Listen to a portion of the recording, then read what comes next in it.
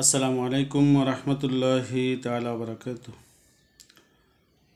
নাহমাদু ওয়া নুসাল্লি আলা রাসূলিহিল কারীম, আম্মা বা'দ। সম্মানিত বন্ধুগণ, যাহারা এই মুহূর্তে দেশ ও বিদেশ থেকে আমার এই ছোট্ট ভিডিওটুকুন দেখছেন, সকলকে ধন্যবাদ জানিয়ে আজকের মতন এখানে আমি আপনাদের মাঝে মহামূল্যবান কিছু নসিহা নিয়ে আসলাম, যেগুলো আমাদের অতীব প্রয়োজন জানা এবং মানা। তা আসলে আমরা জেনে নেই যে মহামূল্যবান নসিহাগুলো কি। আমি কয়েকটা পয়েন্ট বলবো, সর্বক্ষেত্রে এই তিনটি পয়েন্ট, অর্থাৎ তিনটি জিনিস নিয়ন্ত্রণে রাখো। 1 নম্বরে রাগ, 2 নম্বরে জিহ্বা, 3 নম্বরে অন্তর। কারণ রাগ মানুষকে ধ্বংসের পথে নিয়ে যায়।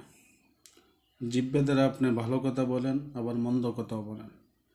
জিহ্বা জিনিসটা খুবই নরম একটা জিনিস, তুলতুলে একটা জিনিস। এটা দ্বারা আপনি জান্নাতও কামাই করতে পারেন, জাহান্নামও কামাই করতে পারেন।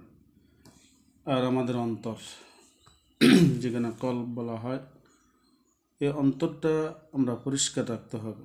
যখন আপনার অন্তরটা পরিষ্কার থাকবে, তখন আপনার কাজগুলো পরিষ্কার হবে, ভালো হবে। তারপর আসুন, 3টা জিনিস পবিত্র রাখতে হবে: শরীর, পোশাক, আত্মা। শরীরটা আমার পবিত্র থাকতে হবে, পোশাকটাও পবিত্র থাকতে হবে, এবং আত্মাটাও আমাদের পবিত্র থাকতে হবে। 3টা জিনিস প্রকৃত সম্পদ: বিদ্যা, ভদ্রতা ও ইবাদত। 3টা জিনিস প্রিয়, জানতে হবে: ঈমান, সত্যবাদিতা ও অঙ্গীকার। 3টি জিনিসের অভ্যাস করতে হবে: নামাজ, জিহাদ, হালাল রুজি।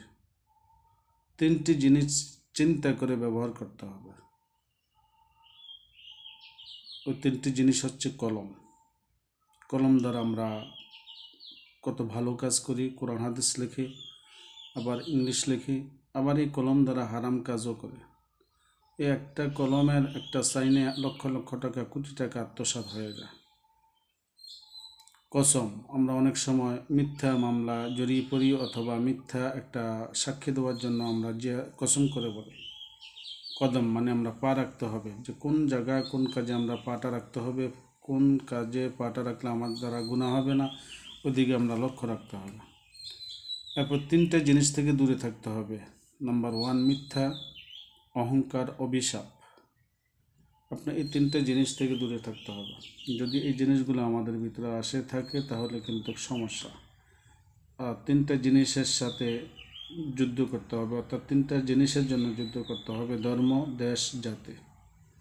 তো বন্ধুগণ, বুঝতে পেরেছেন যে আমরা মহামূল্যবান নসিহাগুলোকে, এই নসিহতগুলো আমাদের অতীব জানা প্রয়োজন এবং মানতে হবে। আল্লাহ তাআলা আমাদের সকলকে কবুল করুক, আমিন।